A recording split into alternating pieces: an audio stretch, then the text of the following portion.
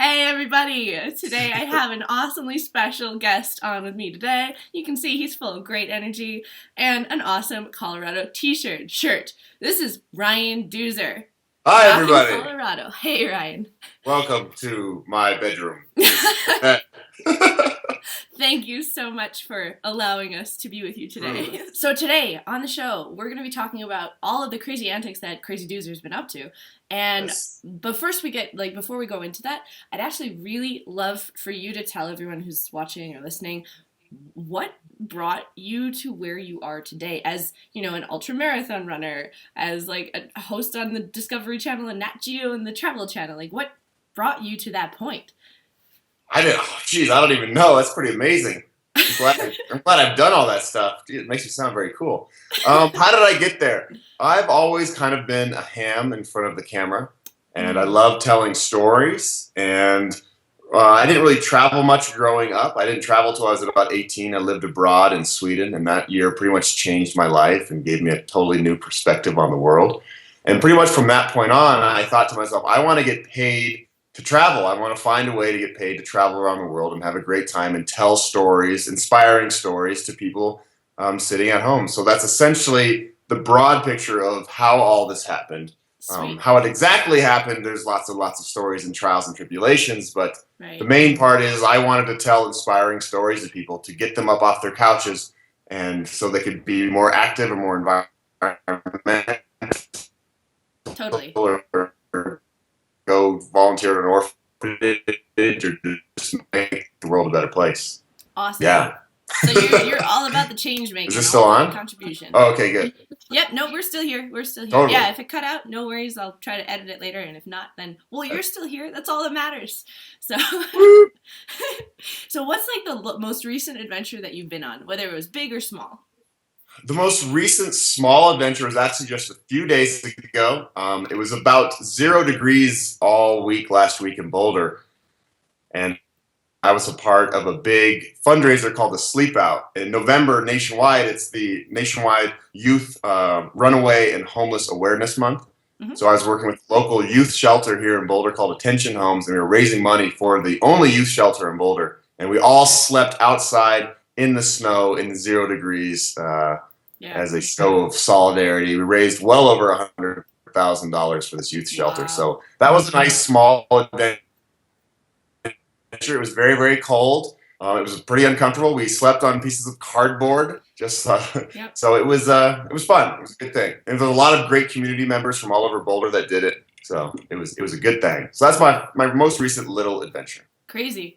So you actually survived, and I'm curious about the mental process that goes on behind that, because this is all about the mindset, right? The mindset behind traveling, or the mindset behind adventure. It's not just I'm going to buy a plane ticket and walk around a new city and maybe, eat some new food. It's not just that. It is that, but it's more than that. So when you're doing something that does push your comfort zone, what are the things that come up in your mind to basically the little negative voices trying to hold you back? And then how do you break through those? Yeah. Well, the negative voices were very loud. They're like, Ryan, it's 0 degrees outside. Why would you want to sleep outside? No, and it's because I knew it was going to be uncomfortable. But I got myself psyched up because I think it's good to suffer every now and then, because not everybody has the same amazing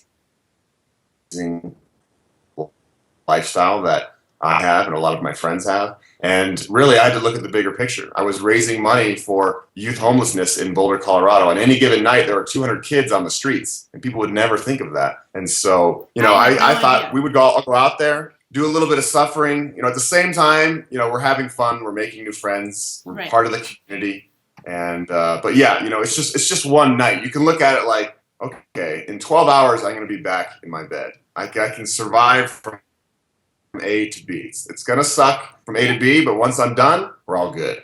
That's awesome. That's so, and it's okay, how do you also, at least from what I have done in the past, how do you front load all of that suffering so that you're mentally prepared for it? You know that it's going to be uncomfortable at some point. So you're just okay, it's going to be like this, and I'm still going to survive, like you said. And look at you, you're here. In my life, just like anybody's lives, the moments that we're suffering and we're down are the times that we learn the most, and our brains start kicking in, and then physically and mentally. It's when humans become like human, like kick-ass humans, is like when we're down on the ground. Totally. Rise up from that. And like, I've survived in the jungle for 30 days and ridden my bike all across the world. And there's many, many moments where it's like, why am I doing this? This is horrible.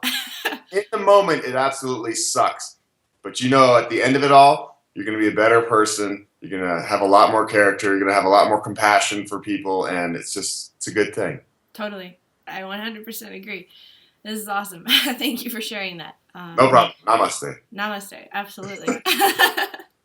And it is all about the namaste, right? It's bringing the good vibes. And that's something that you do like on a daily basis. I've known you for months and months now. And every single time that we interact, you are bringing good energy to the conversation, to the dancing, to a retreat situation or whatever. And I mean, it's just like a habit for you, right? It's like a practice.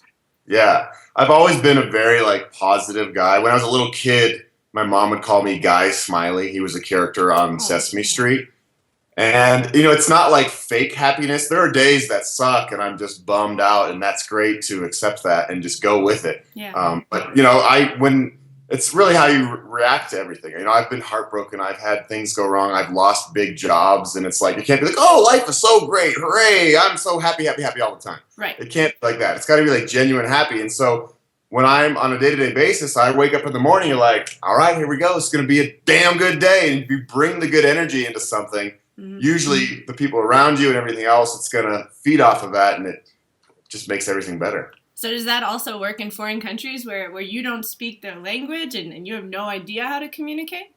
I actually speak every language on the planet. Oh, do you? Wow. That's quite an accomplishment. Absolutely. There's so many times I'm abroad, but, smile a long, long way and whatever else. But when people can read you for sure, and if they know that you're like happy, they're gonna. I've been invited into people's homes, had dinner with families on the road, and I didn't see a word of their language, but it all works out if you just like smile and high five. Absolutely. Totally. I found that in my experience as well. I don't know about the high fives though, because some people, they're like, whoa, what are you doing? Are you like trying to hit me? I don't. Oh, they get it pretty quick. That's so awesome. So awesome. We only have like 5 more minutes, and I'm always curious to ask people, especially like you, who right now you're looking kind of pixely. I'm not gonna lie. Oh no. It's okay. We can still hear you. That is the most important part. But what I want to ask you is like, when you were 16, for example, like before you did the whole Sweden thing, before you got started on this whole journey, so think back to when you were 16, what would you have told yourself at that age to get started, to maybe get your passport, to take that first trip, take that first step outside of your own comfort zone, outside of your own safety zone? What would you have told yourself? What would I have told myself? Wow, it's a tough one because I didn't travel at all growing up. It just wasn't part of our family's budget. Yeah. Everything I did was my own initiative. And I think I realized early on, luckily, that if you want something to happen in this world, in this life, you need to make it happen yourself. Things aren't just going to magically come to you. Maybe that could happen if you win the lottery. But in most cases, you can't just wake up and wish for something to happen. You have to make it happen.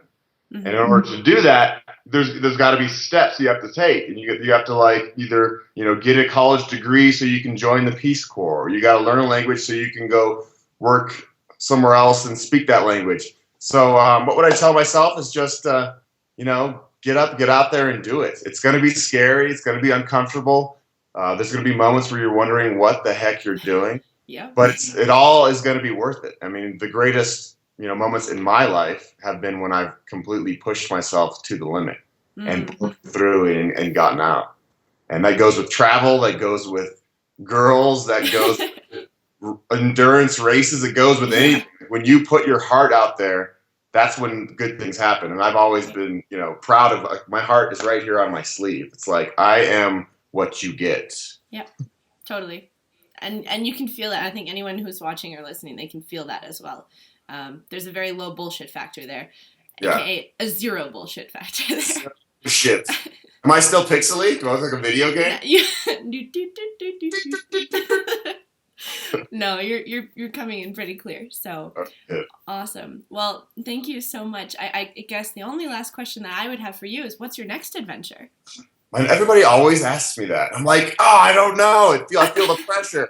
I don't actually. I've been on like adventures straight since June, and now I'm going to be home for 2 months chilling out. Nice. Oh, my next adventure is up in the air. I don't actually know. Maybe it's on the slopes in Colorado somewhere. That could be.